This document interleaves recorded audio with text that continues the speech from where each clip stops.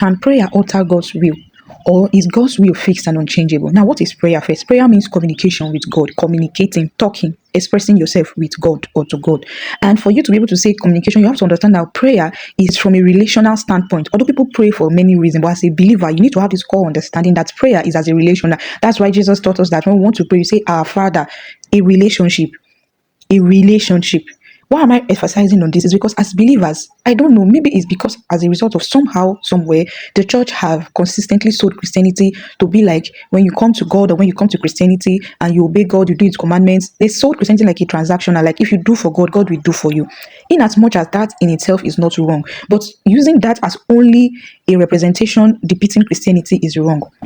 Because Christianity is all about relationship with God, not transaction. Another mistake that Christians make when they pray, we attach special meanings to prayer. You see somebody will be praying, you say, God, if you are God, do this thing for me.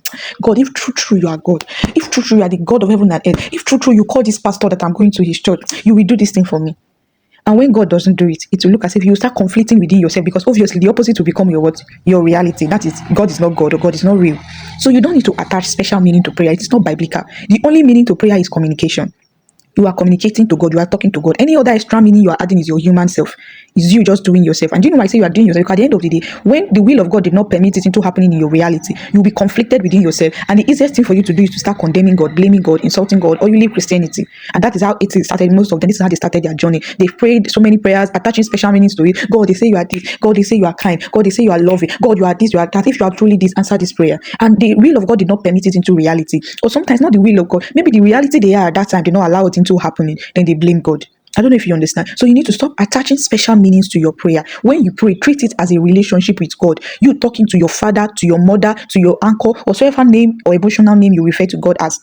See it as you doing that to God. It is not a transaction. It is not you do for me, I do for you. Because what happens if you keep it a transaction? Then now about the days when the will of God do not do to your own bidding. What will it be like? So serving God is not transaction. I'm sorry if Christianity somehow or some maybe the person who preached to you, the pastor you listen to sold Christianity to you that way. I am sorry. I'm apologizing on their behalf. But that alone does not represent Christianity. Transactional relationship is not Christianity. Christianity is relationship with God, connection with the heart of the Father, relationship with our Creator, and not what transaction. Now you also need to understand that when we talk about God's nature is the core of who He is. The character is the expression. Because, for example, God is love, that is His nature. Because God is love, the expression of Him being lovable or being loving. The character that we see, the character trait that reflects His nature of being love is Him being kind, being caring, etc. God is omnipotent. And when we say God is omnipotent, we say God is all powerful. When we say God is all powerful, we are reaffirming that everything that goes in line with God's nature, God has the capacity, the power to do it. God does not do anything again.